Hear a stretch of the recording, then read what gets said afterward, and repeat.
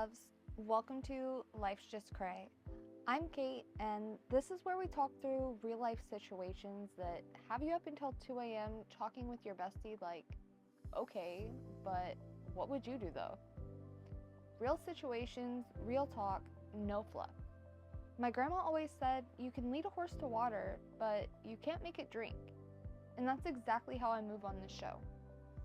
Everything I say comes from my own experience, and I'm not a professional, but I'm also not here to tell you what to do. But it might help. Now, let's get into it. So today, we're getting into marriage territory, and I think she's saying something that we all have felt at one time or another when being in a long-term relationship.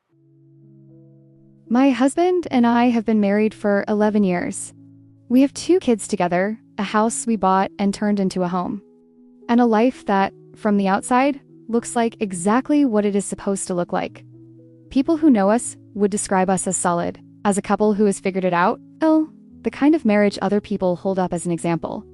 And for a long time, I believed that too, because believing it felt safer than looking too closely at what was actually happening between us.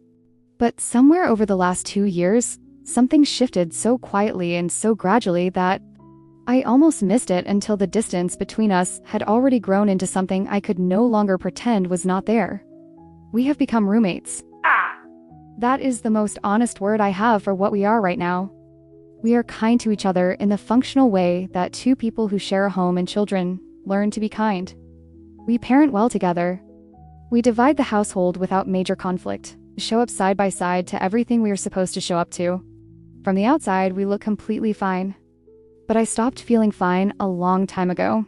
The conversations we used to have, the ones that went for hours when we were first together, the ones about our actual dreams and our real fears and who we wanted to become, those conversations are gone.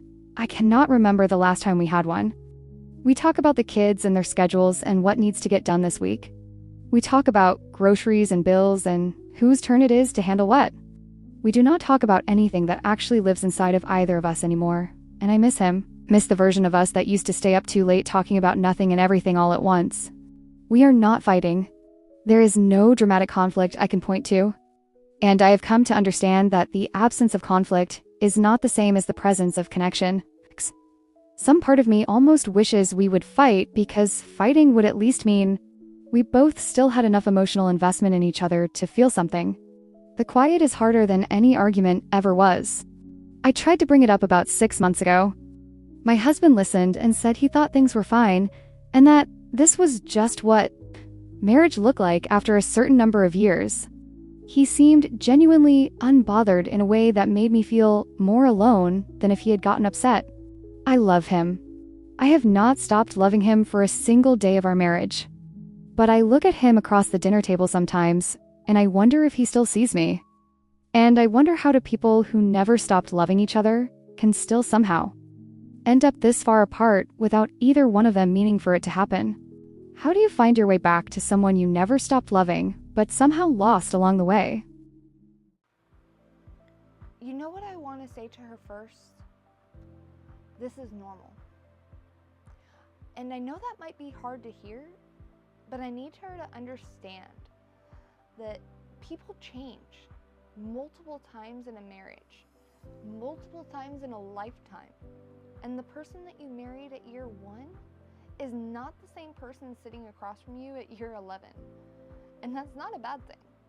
That's life.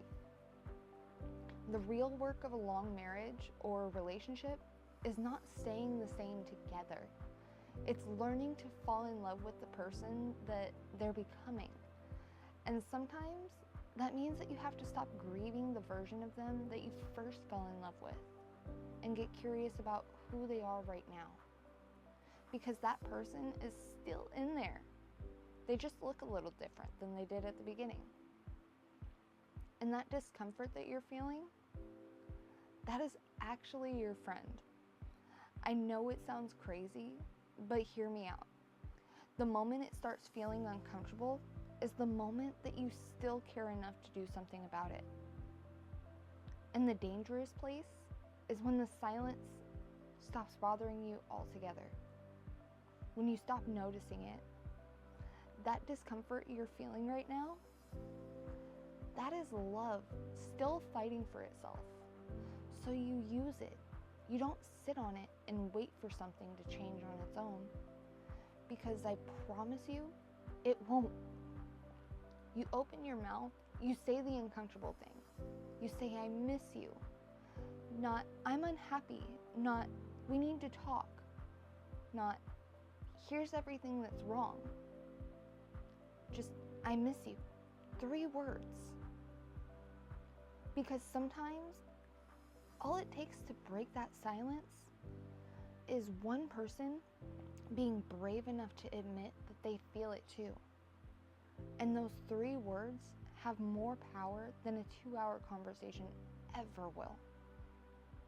And if you say, I miss you, and they look at you like everything's fine, you say it again.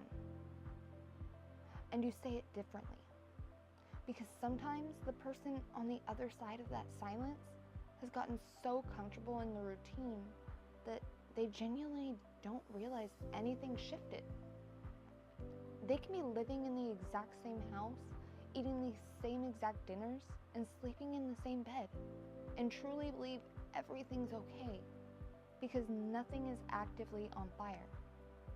And your husband's not the enemy in this.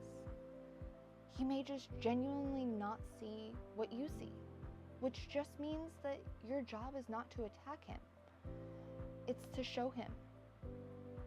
And here is how you show him. You start small. You don't sit him down for a big conversation that feels like an ambush. You reach for his hand during a movie, or you ask him something that you've never asked him before.